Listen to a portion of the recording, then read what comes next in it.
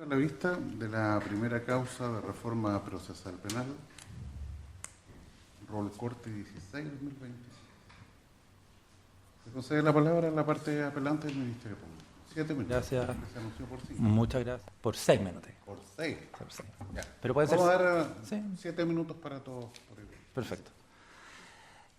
Con la venia de esta ilustrísima Corte, comparezco en esta audiencia solicitando desde ya a su señoría ilustrísima tenga bien dejar sin efecto la suspensión del procedimiento decretada en este caso por el Juzgado de Garantía de esta ciudad con fecha 14 de enero pasado y se ordene continuar con la tramitación del procedimiento respecto del diputado Miguel Ángel Calisto al haberse formalizado la investigación en su contra por delitos reiterados de fraude al fisco por un monto superior a los 100 millones de pesos. Hechos que, por cierto, vamos a acreditar en un juicio oral, ya que tenemos los antecedentes suficientes, que son sólidos y contundentes para acreditar aquello. Como sabemos, su señoría ilustrísima, el desafuero se encuentra regulado en el artículo 61 de la Constitución Política del Estado y además en el Código Procesal Penal, artículos 416 y siguientes. Y ahí se contempla, por cierto, la forma en que debe procederse en este caso, lo cual evidentemente no ocurrió a la luz de lo que vamos a exponer a continuación. El artículo 416 establece, como bien sabemos, que si durante la tramitación, durante la investigación, se requiere la prisión preventiva o alguna medida cautelar del 155, en ese caso se deben remitir los antecedentes para esta ilustrísima Corte a fin de que, si hallare mérito, declare al lugar a la formación de causa. Pues bien, en este caso la Fiscalía no ha solicitado ninguna medida cautelar respecto del señor Calisto, ninguna, ni prisión preventiva, ni ninguna medida cautelar del artículo 155 del Código Procesal Penal. Y es cosa de escuchar el audio de la audiencia que tuvo lugar el 14 de enero pasado. La Fiscalía no solicitó ninguna medida cautelar respecto del señor Calisto, ninguna. Ahora bien, tampoco, por cierto, el Consejo de Defensa del Estado. Por eso nos llama la atención y no deja de ser verdaderamente sorprendente que en este caso, sin que haya mediado debate alguno y sin que haya precedido ninguna solicitud ni de la Fiscalía ni del Consejo de Defensa del Estado respecto de cautelares del señor Calisto, se haya invocado el artículo 615 del Código de Procedimiento Penal. Código de Procedimiento Penal, no el Código Procesal Penal. Código de Procedimiento Penal. Norma que entiendo que dejó de estar vigente en esta región a partir del 16 de diciembre del año 2002. Es decir, hace más de 23 años que esta norma no está vigente en la región y, sin embargo, el Tribunal de Garantía, en base a dicha norma, decreta la suspensión del procedimiento de manera verdaderamente inexplicable. Los hechos que están siendo investigados y que serán llevados a juicio dicen relación con sucesos ocurridos entre el año 2018 y 2022. ¿Ya? Y por lo tanto deben ceñirse estrictamente a las normas procedimentales del sistema acusatorio que se encuentra actualmente vigente y no a las normas del sistema inquisitivo, superado ya hace bastante rato, y por tanto estimamos que la resolución apelada en este caso infringe derechamente la ley. Como ya señalamos, las normas en este caso que se aplican son aquellas contenidas en el artículo 416 y 422 del Código Procesal Penal y no del artículo 615 del Código de Procedimiento Penal, que en ese caso establecía la suspensión del procedimiento en el caso de que un parlamentario fuere objeto de persecución penal por parte de un juez del crimen.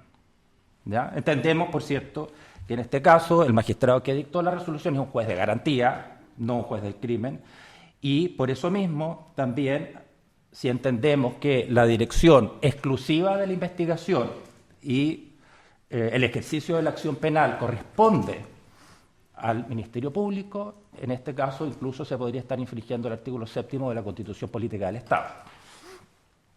Cabe aclarar, su señoría ilustrísima, que al menos por ahora la Fiscalía no va a solicitar ninguna medida cautelar respecto del señor Calisto. Ni prisión preventiva, ni cautelares del 155 del Código Procesal Penal. Por lo tanto, no hay en este caso ninguna norma legal vigente que habilite, faculte ni menos obligue al juez de garantía para suspender el procedimiento. Si es necesario o no una nueva solicitud de desafuero, la verdad, su señoría ilustrísima, que eso tendrá que ser debatido y resuelto en la instancia procesal que corresponde, pero evidentemente no es esta. A la luz de lo que ya se ha señalado, es decir, no se ha pedido ninguna cautelar respecto al señor Calisto y no se ha deducido acusación. Ahora, sin perjuicio de eso, en este caso entendemos que el señor Calisto, bueno, ya fue desaforado por esta ilustrísima Corte y por la excelentísima Corte Suprema de Justicia. Y por otra parte, el artículo 61 de la Constitución establece un solo procedimiento de desafuero para diputados y para senadores, y no se trata de procedimientos de desafuero distintos, y además acá son hechos que ocurrieron mientras el señor Calisto revestía la calidad de diputado, no de senador, ¿ya? Pero como, insisto, este no es la audiencia para debatir sobre el tema de un eventual fuero parlamentario del señor Calisto. Por tanto, su señoría ilustrísima, lo que solicitamos en esta audiencia directamente es que se revoque la resolución recurrida que suspendió la tramitación del procedimiento respecto del señor Calisto, dejándola sin efecto, y se continúe con la tramitación de la misma para que, en definitiva, el Ministerio Público pueda ejercer la acción penal, que es lo que corresponde, debiendo además hacer presente que el juez de garantía ni siquiera precisó por cuánto tiempo suspendió el procedimiento. Es decir, esto crea una situación de incerteza jurídica absoluta. No sabemos si son 30 días, son 60 días, si es un año, si son 2 años. Eso no lo sabemos porque el tribunal tampoco se pronunció sobre eso. Entonces, evidentemente, esto crea una situación de incerteza jurídica absoluta que estimamos debe ser remediada por esta ilustrísima Corte. Eso es todo, su señoría. La parte creyente del Consejo. Gracias, señor presidente. Con su venia y la de esta ilustrísima Corte, alego solicitando que se revoque la resolución recurrida por las consideraciones que paso a señalar. Señoría ilustrísima, es un hecho acreditado en esta causa que el Pleno de la excelentísima Corte Suprema, con fecha 29 de septiembre del año 2025, conoció de la apelación de la resolución dictada por esta ilustrísima Corte que había concedido o había desaforado al diputado Calisto. 29 de septiembre. Ese mismo día se dio a conocer el veredicto por la ministra señora Melo, vocera de la Corte Suprema, en la cual señalaba que en los próximos días se conocería el fallo. Próximos días que se extendieron a semanas, próximos días que se extendieron a meses. Si se hubiera cumplido en los días siguientes, como lo hizo esta Corte cuando conoció, a los 5 días sacó el fallo, nada de esto estaríamos ni siquiera discutiendo. Pero aquí surge algo que tenemos que tener muy presente. El fallo de la Suprema sale el día 14 de noviembre, 2 días antes de la elección. 2 días antes de la elección. Y por lo tanto, ahora se dice que por el fallo que estamos recurriendo, por la defensa, que surgió un nuevo fuero, que se reseteó todo lo que había pasado. En 2 días surgió un nuevo fuero.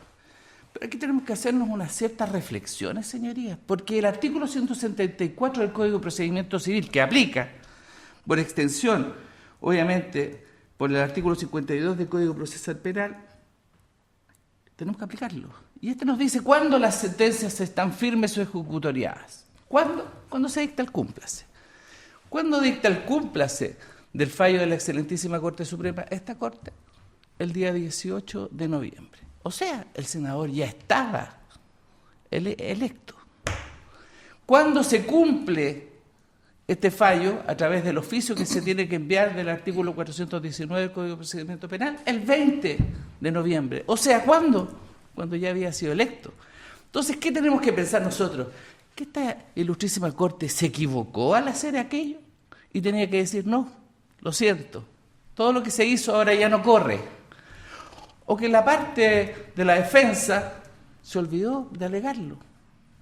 Eso es imposible, es absurdo. La única respuesta lógica, clara y legal es que esta persona está desaforada y que la elección no le constituye un nuevo fuero, como lo pretende señalar el juez de garantía en la resolución que se recurre.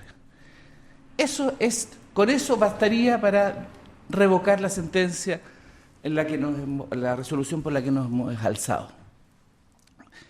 Por cuanto, efectivamente, el fuero es un instrumento que busca proteger la función parlamentaria, pero en ningún caso es un instrumento que busca establecer impunidad u otorgar una patente de curso al que lo tenía y lo perdió frente a las decisiones de 2 tribunales superiores de justicia. De eso estamos hablando hoy en día. Eso es el planteamiento que nos ha hecho el juez de garantía de primera instancia.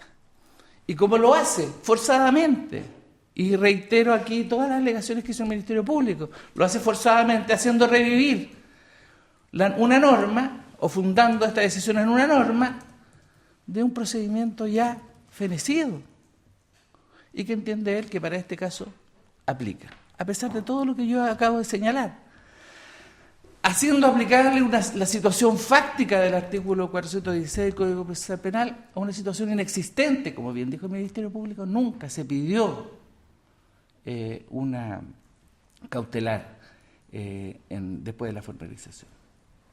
Y hasta la fecha no se ha pedido, claramente porque se ha suspendido.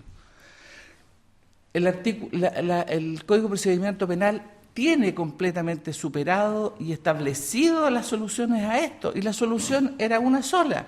Cuando se pretende pedir prisiones preventivas u otras cautelares, tiene que solicitarse el desafuero. Y eso ya se había cumplido. Por lo tanto, ¿qué tenemos que entender? Que todo se resetea. La elección, la votación popular, las elecciones, en ningún caso pueden dejar sin efecto lo fallado por un tribunal de justicia. Porque, por lo tanto, estaríamos expuestos a cualquier cosa después de eso. Sus señorías en ningún caso podrían haber dictado el cúmplase, en ningún caso podrían haber seguido adelante con el cumplimiento de aquella sentencia que ustedes mismos dictaron y que fue confirmada por la excelentísima Corte Suprema en un fallo unánime. Fue un fallo unánime acá, y en la Suprema tuvimos 2 votos de disidencia, uno del señor Matus, otro del señor Simperti, que en definitiva en nada alteraron la decisión.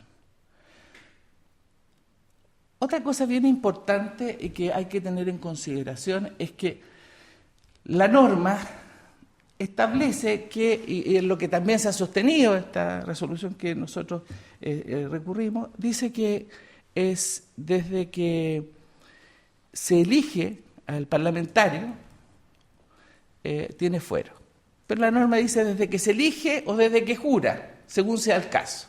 ¿Cómo tenemos que entender correctamente esta situación, señorías ilustrísimas?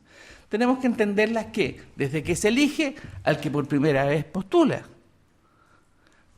y desde que jura al que continúa, como es el caso del señor Calisto.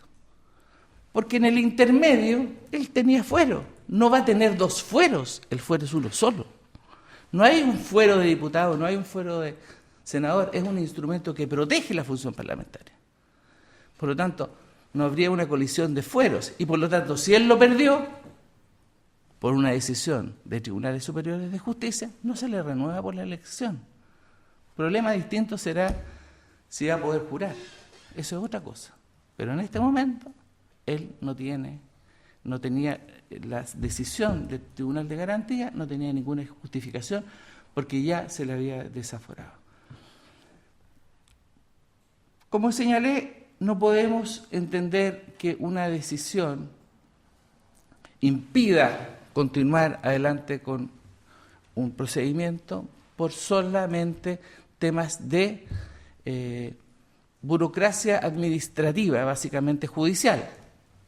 Todos sabemos desde pregrado que los plazos judiciales no son fatales, que en definitiva los tiempos que se toman no son los mismos tiempos que uno quisiera, pero eso en ningún caso afecta los derechos jurídicamente constituidos y declarados en una sentencia firme y ejecutoria.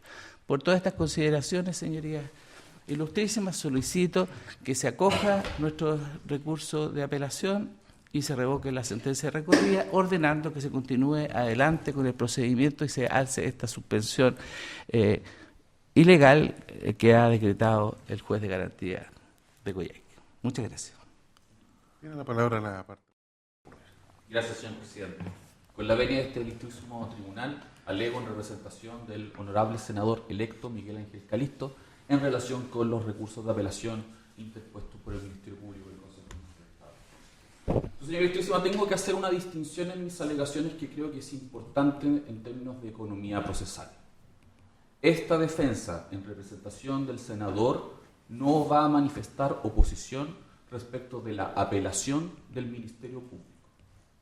Sí, en cambio, va a manifestar oposición solicitando el rechazo de la apelación presentada por el Consejo de Defensa del Estado. La razón es la que a continuación expondré. En relación con la apelación del Ministerio Público, es correcto lo que afirma el señor fiscal regional. El artículo 61 de la Constitución establece que el desafuero es una medida que se requiere para acusar al parlamentario o para privarlo de su libertad. Y el Ministerio Público, como el señor fiscal regional ha dicho correctamente, no ha solicitado hasta este minuto una medida cautelar en contra del senador, con excepción de la citación para audiencia de formalización, que es la razón por la cual, como se recordará en esta sala, el Ministerio Público solicitó el desafuero. Por lo tanto, no existiendo una solicitud de medida cautelar y siendo, por cierto, inaplicable el artículo 615 del Código de Procedimiento Penal, es evidente que estamos en una situación de, por decirlo de alguna forma, incertidumbre por una suspensión de la causa que ni siquiera tiene una fecha. Porque el tribunal dijo se suspende por más de 30 días y es para bien interés de esta defensa que esta investigación tenga un plazo, porque vamos a acreditar la plena inocencia del imputado y para ello, para persuadir al Ministerio Público de que la tesis imputativa carece de fundamento, es evidente que la investigación tiene que estar andando, no puede estar suspendida. Entonces, tal como lo ha expuesto el Ministerio Público, siendo inaplicable la regla que ha justificado la suspensión por pertenecer a un cuerpo normativo no aplicable a estos hechos, no habiendo el Ministerio Público solicitado una medida cautelar, no aplica el artículo 61 y en consecuencia la situación de mi representado es que está siendo investigado, ha sido formalizada la investigación, es un imputado, en nada de eso el fuero es un obstáculo. Por lo tanto, no manifestaremos oposición a la apelación del Ministerio Público sin perjuicio de hacer presente que esta no oposición no significa una renuncia a los derechos que le confiere la Constitución a mi representado en tanto senador electo por la región. Y en ese punto hago la conexión con las alegaciones de mi legítimo contradictor en representación del Consejo de Defensa del Estado. ¿Por qué vamos a manifestar una oposición? Porque el Consejo de Defensa del Estado en sus alegaciones pretende que la Corte y el Tribunal, que la Corte revierta una decisión que desconoce el fuero que ha adquirido mi representado desde el momento de su elección, tal como lo establece la Constitución. Para ello, lo que hace es decir que la persona de Miguel Ángel Calisto, que tenía fuero en tanto diputado, lo ha perdido para siempre. De hecho, es más, lo que el Consejo de Defensa del Estado no dice pero es lo que sería consecuencia de sus alegaciones, es que por el hecho de ser un diputado desaforado, no podría asumir en marzo el cargo de senador. Y esto es evidentemente algo contradictorio con nuestra normativa constitucional y legal. ¿Por qué? Porque la existencia de la situación del desafuero de diputado no fue constitutivo de una inhabilidad para postular al cargo de senador, ni para ser electo senador por una aplastante mayoría, valga la pena decirlo. Y entonces, a través de esta extensión artificiosa del desafuero del diputado, se pretende entonces que carezca de fuero como senador. ¿Y cuál es la consecuencia de carecer de fuero como senador? Bueno, es que queda suspendido del ejercicio del cargo de senador. Cuando, en definitiva, espero creer que la posición de esta defensa y la posición del Ministerio Público es que esta investigación avance, protegiendo, por cierto, la presunción de inocencia, protegiendo los derechos de esta defensa a intervenir en el procedimiento, asegurando, por cierto, la realización de diligencias investigativas sin alterar la función parlamentaria que ha sido encomendado por esta región, por los votantes, al señor Miguel Ángel Calisto, en tanto representante en el Senado. Decir que antes de que jure carece ya de fuero sería sostener que no puede ejercer el cargo para el que fue electo, para el que no tuvo ninguna inhabilidad, para el cual tampoco se ha declarado que se encuentra inhabilitado. Entonces, desde esa perspectiva no es correcto. Y a efectus videndi, esta defensa ha acompañado sendos informes en derecho, elaborados por destacados constitucionalistas, el profesor Patricio Zapata y el profesor Carlos Carmona, expresidente del Tribunal Constitucional, que afirman inequívocamente que en relación al fuero, señala el señor Carmona, y con su permiso, señor presidente, el artículo 61 establece que el fuero lo tiene desde el día de la elección, página 96. El artículo 61 no otorga un fuero al, comillas, parlamentario en general, sino a cada diputado o a cada senador. Distingue la Constitución entre diputado y senador. ¿Y por qué esto lo distingue? Porque son distintos los requisitos de elegibilidad. Son cámaras distintas, con miembros distintos, con quórum distintos. Incluso la masa de votantes, los representados, también son distintos. Es distinto un distrito a una circunscripción senatorial. Tienen atribuciones exclusivas, hay proyectos de ley que tienen iniciativa propia acá, otra en la otra, es decir, se trata de cargos de representación popular distintos. Y sostiene entonces el profesor Carmona, el desafuero que afectó a Miguel Ángel Calisto lo hizo en su condición de diputado. Eso es lo que indica la parte resolutiva de la sentencia de la Ilustrísima Corte de Apelaciones de Coyhaique y lo que confirmó la Corte Suprema. Esta señaló a lugar a la formación de causa dirigida en contra del diputado Miguel Ángel Calisto.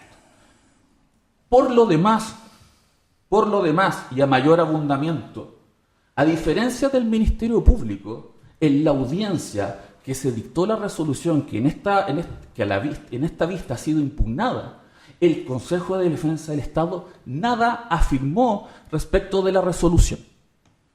Podría haber repuesto, dado que se trataba de una resolución que fue precedida sin debate. De hecho, el Ministerio Público intentó hacer alegaciones, esta defensa también intentó hacer alegaciones que efectuamos, el Consejo de Defensa no manifestó nada. Por lo tanto, manifiesta un agravio que en la audiencia respectiva no dijo nada. Y además, su señoría ilustrísima, quiero también hacer un punto. No es veraz que los hechos que fueron objeto del desafuero aprobado, acogido por esta Corte y ratificado en la Corte Suprema han sido exactamente los mismos que han sido objeto de formalización. Hay una variación muy importante respecto de la formalización porque atribuye un rol a uno de los imputados que en los hechos discutidos acá en el desafuero era mero receptor de los fondos supuestamente defraudados, Pero en la audiencia de formalización lo que se ha dicho era que esta persona era la que de verdad prestaba la asesoría al senador Calisto. No hay coincidencia fáctica entre lo discutido en el desafuero y lo discutido en la audiencia de formalización. Esta defensa evidentemente tratará eficazmente, esperamos, persuadir al Ministerio Público de cuál es la corrección o no de esa tesis. Pero esto no significa que uno pueda hacer un traslape íntegro entre lo solicitado en el desafuero y resuelto con lo expuesto en la formalización de la investigación.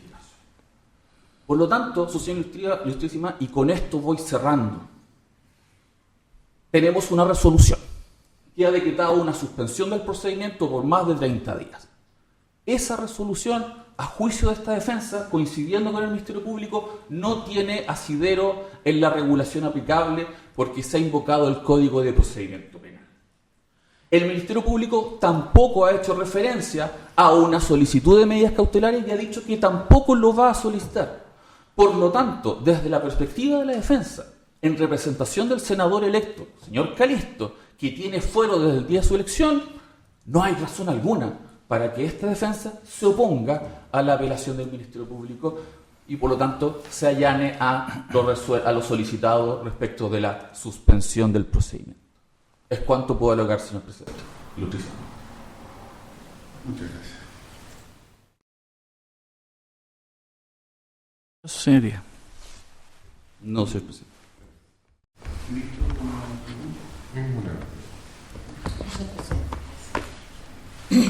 Vamos a hacer un proceso para deliberar, ¿no?